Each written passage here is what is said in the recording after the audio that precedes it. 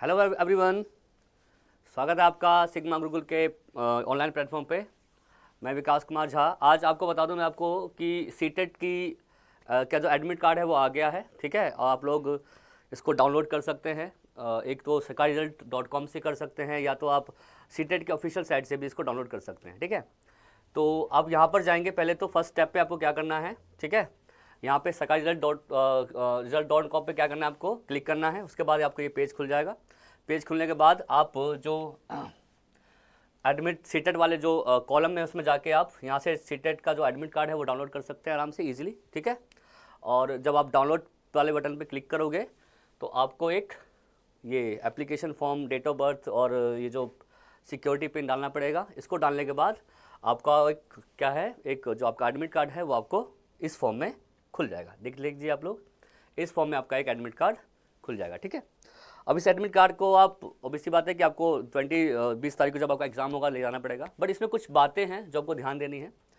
और दूसरी सबसे बड़ी बात तो ये है कि लोग अभी जो बच्चे हैं, कैंडिडेट जो हैं, वो सोच में है कि हम क्या करें, एग्ज़ाम देने जाएँ ना देने जाएँ, पेपर 1 दें या ना दें, क्योंकि बीएड आपको पता है कि सुप्रीम कोर्ट के ऑर्डर के अनुसार बीएड को पेपर 1 से बाहर कर दिया गया है, ठीक है। बट डाउनलोड आपको पता है एडमिट कार्ड दोनों हो रहे हैं, पेपर 1 का भी हो रहा है, 2 का भी हो रहा है, बीएड वालों के लिए भी हो रहा है, सबके लिए हो रहा है। तो आप लोग घबराएं ना, एग्ज़ाम देने जाएं, क्योंकि इस पर अभी बातचीत चल रही है। हो सकता है कि कुछ ना कुछ इस पर एक्शन लिया जाए, हो सकता है कि बीएड दोबारा से बीएड वालों को फर्स्ट पेपर के लिए भी आगे प्रेफरेंस दी जाए, ठीक है। तो आप लोगों को मायूस ना होना है, और जो बीएड अभियंत्री हैं वो एग्ज़ाम देने ज़रूर जाएँ, ताकि आगे अगर कुछ डिसीजन होता है वो बात की बात है, बाकी आप अच्छे से एग्ज़ाम देने ज़रूर जाए, ठीक है। अब देखिए, इसमें सबसे बड़ा जो इम्पोर्टेंट बात मैं आपको बताना चाहता हूँ कि बच्चे ना लैंग्वेज को लेकर काफ़ी कंफ्यूज रहते हैं, है ना। जैसे कि आप देखो, ये कैंडिडेट है, उनका एक लैंग्वेज है, यहाँ पर लैंग्वेज फर्स्ट है आपका हिंदी, लैंग्वेज 2 है आपका इंग्लिश, है ना।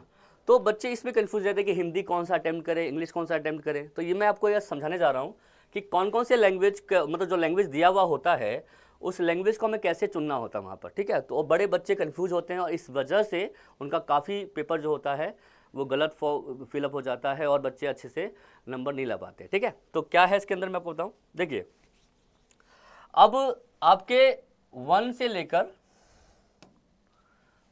लेकर आपका 150 क्वेश्चंस होते हैं, आपको पता ही है ना। और ये आपके सेक्शन में बटे हुए होते हैं। आपके जो पहले से 30 क्वेश्चंस होते हैं, फर्स्ट टू 30 क्वेश्चन जो होते हैं आपके, ये आपके सीडीपी के होते हैं दोनों में, चाहे वो पेपर 1 हो चाहे पेपर 2 हो, है ना।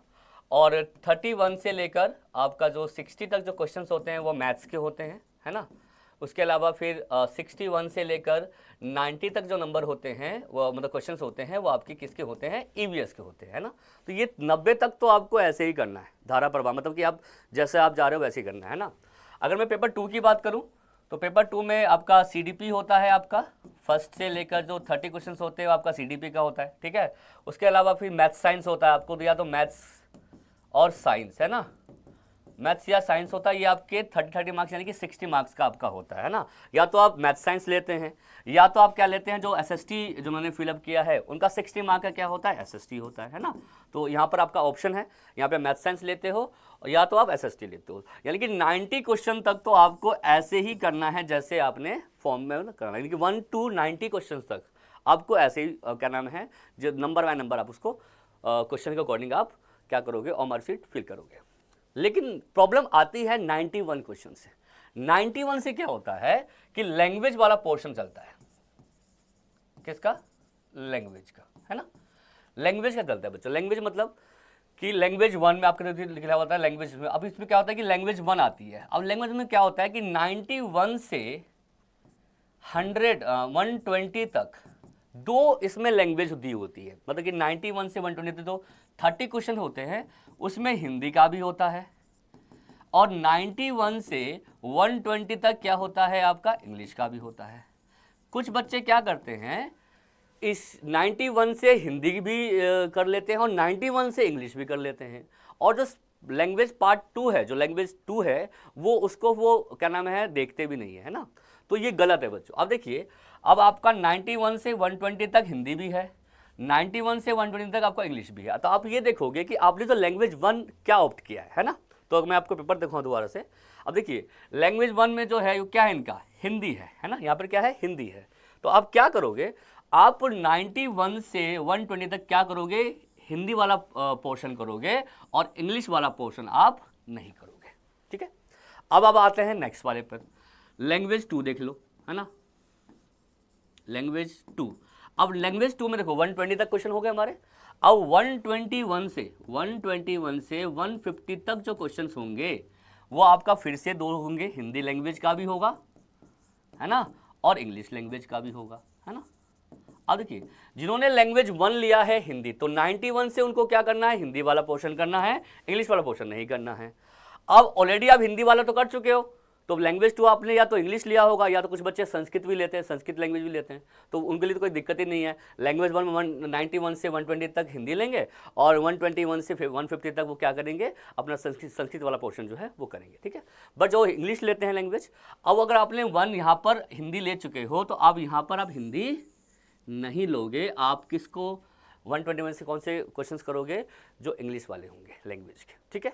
तो ये ध्यान रखना आप लोग कि लैंग्वेज का, अब देखिए अगर मैं उसको उल्टा कर दूं, कुछ बच्चे ऐसे होते हैं लैंग्वेज 1 क्या लेते हैं, इंग्लिश लेते हैं, लैंग्वेज 2 जो लेते हैं वो हिंदी लेते हैं, तो उनके लिए क्या करना है, उनको 91 से 120 तक इंग्लिश वाला पोर्शन करना है, हिंदी नहीं करनी है, और 121 से 150 तक उनको क्या करना है, हिंदी करना है और इंग्लिश नहीं करना है। तो ये आपको ध्यान रखना है, ठीक है। जब लैंग्वेज आप ऑप्ट कर रहे हो, लैंग्वेज का वो चुन रहे हो,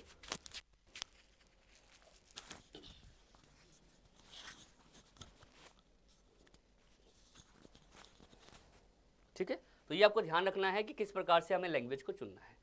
यही लैंग्वेज सबसे बड़ी प्रॉब्लम बनता है बच्चों के लिए, वो पता नहीं लगा पाते हैं कि क्या करना है, कुछ बच्चों को पता नहीं रहता है, जो बच्चे पहली बार एग्ज़ाम दे रहे हैं सीटेट का, उन बच्चों को बड़ी दिक्कत होती है और इस वजह से उनका पेपर जो होता है अच्छा नहीं हो जा पाता है और वो एग्ज़ाम में अच्छा स्कोर नहीं कर पाते हैं, कुछ तो सीटेट फेल भी हो जाते हैं, ठीक है। लेकिन आप जो एग्ज़ाम ऑलरेडी दे चुके हैं 2-3 बार या 1-2 बार जिनका क्लियर नहीं हो पाया है, वो जो एग्ज़ाम दे रहे हैं, तो उनके लिए कोई दिक्कत नहीं है, उनको पता होता है कि वो कैसे फॉर्म भरना है। अगर नहीं पता है तो आप इस तरीक़ों को यूज करें, है ना। और ये जो ध्यान रखें, आपको लैंग्वेज 1 भी देखना है और लैंग्वेज 2 भी देखना है, दोनों लैंग्वेज आपको यहाँ पर क्या करने होंगे, यानी कि आपको 150 तक क्वेश्चन जो हैं वो करने हैं, ठीक है। हम थोड़ी बात कर लेते हैं कि कैसे पेपर करें। आपको पता है 150 क्वेश्चंस होते हैं, 150 मिनट मिलते हैं आपको, लगभग आपको 2.5 घंटे का टाइम मिलता है। अब कौन सा पोर्शन पहले करें, कौन सा पोर्शन बाद में करें, इस पर थोड़ी चर्चा कर लेते हैं बच्चों। देखिए सीडीपी जो होता है, सीडीपी एक सबसे अच्छा और सबसे स्कोरिंग सब्जेक्ट है बच्चों, और इस पर क्वेश्चंस हर, आपको पता ही है, टॉपिक बाय टॉपिक पूछे जाते हैं। इसमें आप ना जितना कम समय हो उतना कम समय इसको आप दें, है ना, मतलब कि आप अगर इसको 30 मिनट ना देकर इसको आप 25 या 20 मिनट में करने की कोशिश की, क्योंकि इस पर क्वेश्चन जो होते हैं ना बच्चों डायरेक्ट पूछे जाते हैं और कुछ पेडागोजी भी होती है, तो वो एकदम आप एक बार पढ़ोगे तो उसका आपको आंसर मिल जाएगा, ठीक है। अब यहाँ पर अपने जो मिनट्स हैं वो बचा सकते हो, है ना। उसके अलावा आप उसके बाद सीडीपी के बाद आप चाहो तो ईवीएस ले सकते हो, ईवीएस के क्वेश्चंस भी ऐसे ही होते हैं, है ना, जो कि थ्योरेटिकल क्वेश्चन ज़्यादा होते हैं ना बच्चे, उन पर ज़्यादा फोकस करोगे, है ना। एंड उसके बाद आप चाहे तो लैंग्वेज ले सकते हो, आप लैंग्वेज 1 कर लो फिर लैंग्वेज 2 कर लो, है ना, ऐसे कर सकते हो। अब जो पेपर 1 वाले हैं वो ना मैथ्स को ना सबसे लास्ट में करना चाहिए उनको, मेरे ख्याल से, जहाँ तक मेरा वो मतलब वो है, क्योंकि मैथ्स जो होता है कैलकुलेशन होती है, इसमें टाइम ज़्यादा लगता है बच्चों, है ना। तो मैथ्स वाले क्वेश्चन जो हैं वह आप उसको सबसे लास्ट में करोगे, ज़्यादा बेटर रहेगा आप लोगों के लिए। अदरवाइज आपकी मर्जी है, आप जैसे मर्जी कर लो। कुछ बच्चे का मैथ बहुत अच्छा होता है तो वो पहले कर सकते हैं, ठीक है। बट आप सीडीपी में, हाँ हिंदी में, जैसे हिंदी सब्जेक्ट है आपका, हिंदी बहुत बच्चे जो हिंदी वाले हैं, जो हिंदी अच्छे से जानते समझते हैं, यहाँ पर भी आप टाइम बचा सकते हो बच्चों, क्योंकि हिंदी के क्वेश्चंस को एक बार पैराग्राफ पढ़ के आप उसके अच्छे से आंसर दे सकते हो। सेम आपका इंग्लिश का भी होता है, इंग्लिश में भी आपकी पैडागोजी होती है, क्योंकि 30 में से आपका 15 नंबर की क्या होती है, आपका जो वही पैसेज पूछे जाते हैं, और 15 नंबर की आपकी क्या होती है, पैडागोजी होती है। तो पैडागोजी तो आप इजीली कर सकते हो, इनफैक्ट जो पढ़ के आप जाओगे तो आप इजीली इसको निपटा सकते हो, अच्छे से कर सकते हो। सेम हिंदी में भी होता है, 50 नंबर की आपकी क्या होती है, पैसेज होते हैं, और जो आपका 50 मार्क्स का जो होता है वो आपका पैडागोजी होती है ना, सेम चीज़ होती है बच्चों। तो आप यहाँ पर अपना टाइम जो है अच्छे से बचा सकते हैं, सीडीपी में टाइम बचा सकते हैं, और ज़्यादा टाइम कहाँ यूज करें आप, मैथ्स के कैलकुलेशन करने। बट मैथ के अगर पेपर 1 की मैं बात करूँ तो कैलकुलेशन उतनी ज़्यादा हार्ड नहीं होती है, सिंपल आता है। पेपर 2 में थोड़ा सा लेवल उसका हाई होता है, अदरवाइज आप कर सकते हो, ठीक है। तो ये तरीके हैं, तो आप चाहो तो अच्छे तरीके से करो, बट जरूरी नहीं है कि आप इसको सीरीज़ में ही करो कि पहले सीडीपी करना है, फिर मैथ्स करना है, फिर ईवीएस करना है, फिर लैंग्वेज करनी है, ऐसा नहीं है। आपको जो पोर्शन आपको अच्छा लगता है वो पोर्शन से आप स्टार्ट करो और बेस्ट करो। जो क्वेश्चन नहीं आता है फिलहाल उसको छोड़ दो, क्योंकि आप उसको, हालांकि देखो नेगेटिव मार्किंग तो नहीं है, आप कर सकते हो, बट जो क्वेश्चन ज़्यादा टाइम ले रहा है उसको आप छोड़ दो।